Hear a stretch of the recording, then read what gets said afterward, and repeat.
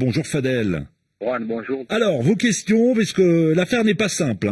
La Fédération de football de la RDC demande la disqualification du Gabon de la prochaine CAN, car elle accuse notamment le joueur de Kanga d'être d'origine congolaise. Quels éléments de preuve dispose-t-elle pour porter une telle accusation?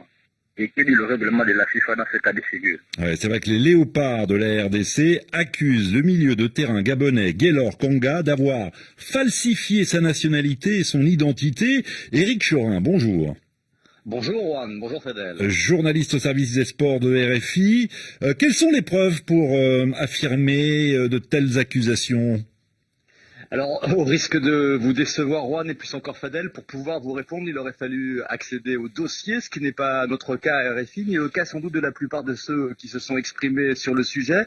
La CAF elle-même, dans un premier temps, le 27 avril, nous avait répondu qu'elle n'avait pas reçu de plainte de la FECOFA, alors il en était déjà question dans un certain nombre de médias spécialisés, mais la Confédération africaine a bien été saisie le 30 avril, et la FEGAFOOT d'y avoir répondu à ces questions le lendemain, par voie de communiqué. Les deux fédérations ont campé sur l'opposition en s'envoyant quelques mots doux au passage, et c'est le genre de cas où le conditionnel s'impose aux journalistes que nous sommes. Quoi qu'il en soit, ce que personne n'a l'air de réfuter, c'est que Gaylor Kanga aurait bien eu deux vies. Il serait né congolais en République démocratique du Congo sous le nom de Kyaku Kyangana. La FECOFA dit en apporter la preuve administrative, et il y aurait joué au football en première division régionale à Kinshasa. Ce qui est sûr ensuite, c'est qu'il a eu une vie au Gabon et que cela ne date pas d'hier. Il serait arrivé au Gabon à la fin des années 2000, se serait fait remarquer par un club local avant de jouer sous le nom de Gaylor Kanga pour des clubs comme Missil et Mounana et de devenir un incontournable de la sélection gabonaise depuis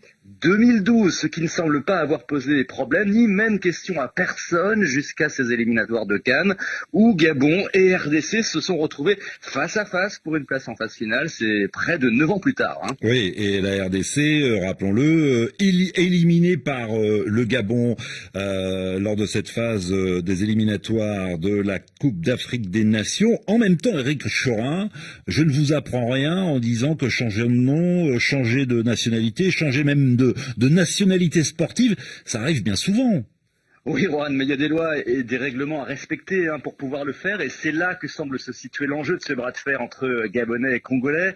Pour ces derniers, il y a eu une falsification d'identité sans que les instances régissant le football en soient informées, d'une part, et d'autre part, le délai requis par la FIFA pour changer de nationalité sportive n'aurait pas été respecté, à savoir avoir vécu 5 ans sur place après sa majorité. La FEGAFOOT conteste l'usurpation d'identité et toute fraude quant à l'éligibilité de son joueur. Pour son président, Pierre-Alain Mugangi, de toute façon, Gaylor Kanga n'a jamais porté des couleurs de la RDC, je le cite, alors qu'il compte 46 sélections avec le Gabon. Mais si les deux motifs que j'évoquais étaient reconnus par la CAF, pour répondre à Fadel, c'est rien moins qu'une disqualification et qu'une suspension pour les deux prochaines CAN qui pendent au bout du nez des panthères de Pierre-Emerick Aubameyang. Et il serait bien dommage de perdre sur tapis vert ce qu'on a gagné sur le carré vert, avec deux passes décisive, il est vrai, du joueur au cœur de cette polémique. C'est pour ça qu'on en parle. Une énième polémique, Juan, pour la CAF qui gagnerait à motiver sa décision, quelle qu'elle soit, ce qu'elle a trop souvent tendance à oublier. Le match à rejouer entre la Sierra Leone et le Bénin en témoigne.